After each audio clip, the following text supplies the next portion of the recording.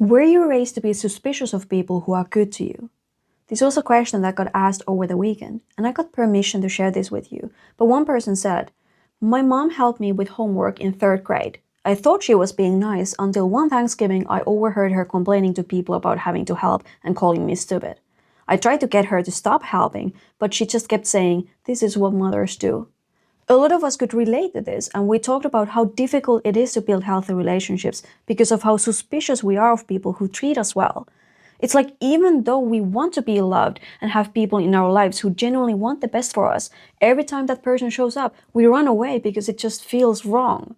So here are 2 things we've been doing to work through this. First, we have to build our self-worth, because that suspicion is a symptom, not the cause. We aren't just suspicious of good treatment. It's more about us not believing we deserved good things. So we spend a lot of time building our sense of self-worth. This means finding ways to confirm that you and your thoughts, feelings, and needs have value. Our favorite way to do this is by creating a self-worth album. First, we'll make a list of small actions we can take to build self-worth. Things like 20 minutes of self-care, speaking up in a conversation, or setting a boundary. Then each morning, we pick one action from our list to do that day.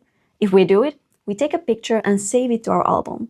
For example, here's a photo of me after I went for a run. If we don't do it, no problem, we can try again tomorrow. But a habit missed once is a mistake. A habit missed twice is the start of a new habit. So we try not to miss 2 days in a row. The second thing we're doing is learning how to trust people who treat us well. But the goal here isn't to stop being suspicious. There are bad people in this world who prey on others. It's to stop letting that suspicion isolate us from good people.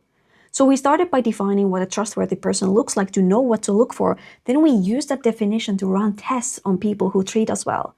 For example, let's say today I decide a trustworthy person is someone who is reliable, consistent, respectful of my boundaries, and honest. If there's someone in my life who's treating me well, I'll accept that kindness. But I'll also try not to get blinded by it because they could be faking it. So I'll run tests like setting a boundary and watching how they respond. If they respect it, I'll take it as a sign they're trustworthy. If they don't, I'll take it as a sign they're not. And I'll just keep running tests like this because trust doesn't come overnight. It's something that needs to be built one layer at a time. If you need help learning how to trust people who treat you well, my team and I host free sessions all week. There's a link you can use in the description to learn more. Thank you for being here with me. This was the Unfilteredd Narcissistic Families Podcast. My name is Juliana, your guide to overcoming the effects of narcissistic abuse, and I can't wait to connect with you in a future episode.